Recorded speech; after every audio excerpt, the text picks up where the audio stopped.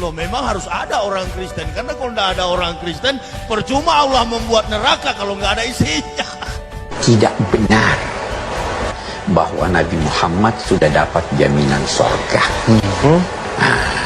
Kiai sebesar apapun, setaat apapun, jangan pastikan bahwa dia masuk surga. Saya dulu mengajar tafsir Al-Quran.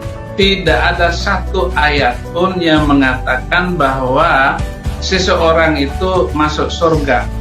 Jangan mengklaim kita selamat, kafir, neraka. Apa yakin Bapak masuk surga?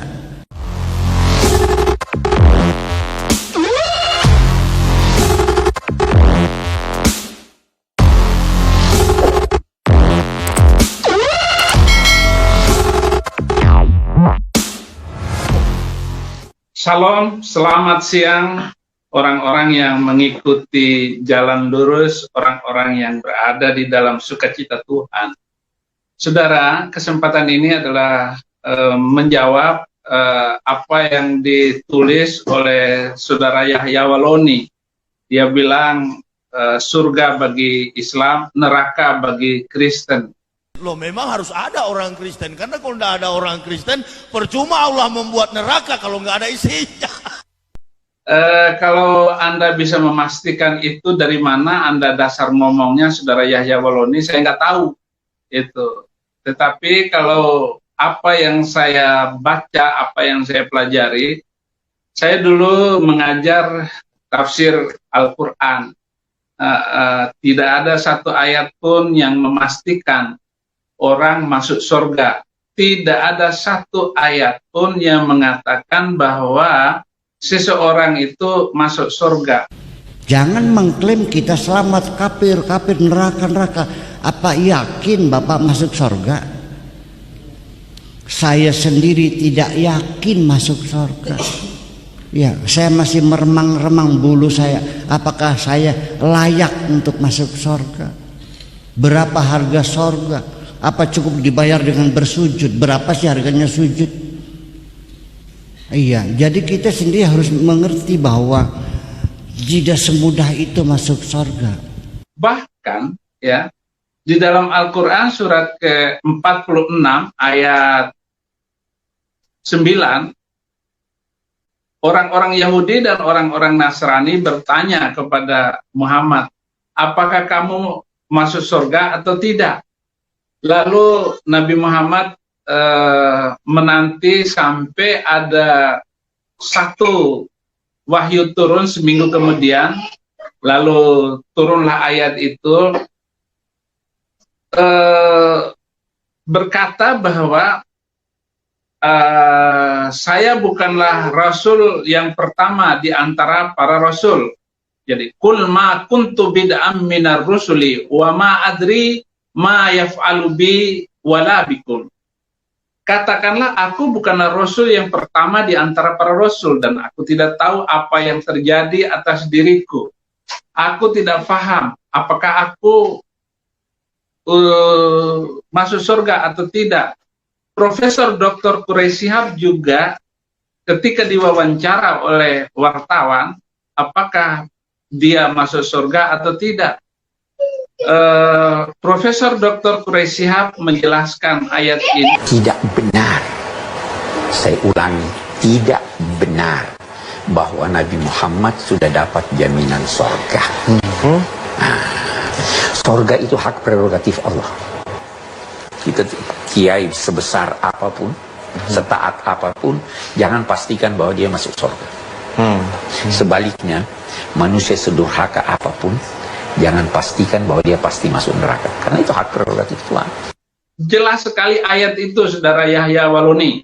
Itu kalau saudara dulu adalah pendeta, tentu nggak akan murtad, saudara, nggak akan jadi mu'alaf, nggak mungkin, karena beda jauh dengan apa yang dijanjikan oleh Yesus Kristus, apa yang dikatakan oleh Tuhan Yesus Kristus kepada orang-orang waktu itu, kepada murid-muridnya yang setia, ya.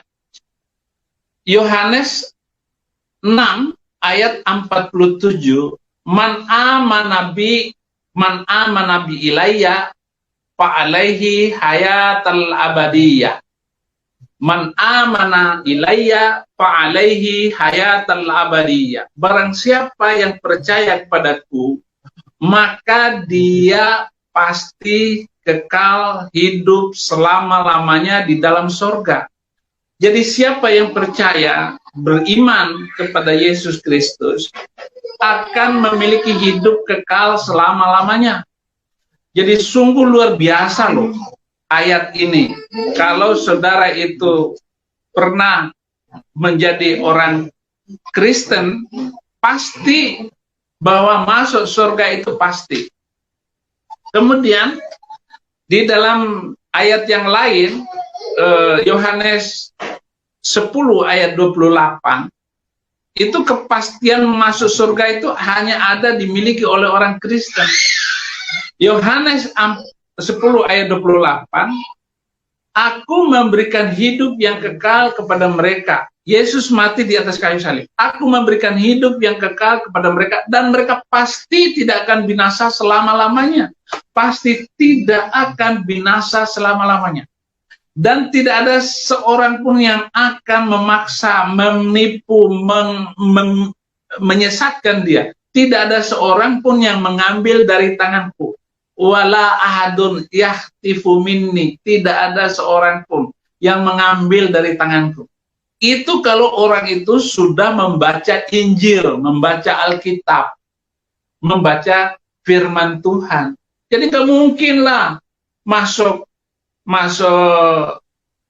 pindah agama seperti yang saudara lakukan itu. Dan saudara tahu sekarang bahwa setiap saya live itu banyak sekali orang yang menonton saudara Yahya Waloni. Jangan kamu mempermalukan dirimu karena kebodohan. Janganlah mempermalukan diri karena cuti otak. Kalau orang itu benar-benar mengerti firman Tuhan, nggak mungkin melakukan hal yang sama seperti saudara itu.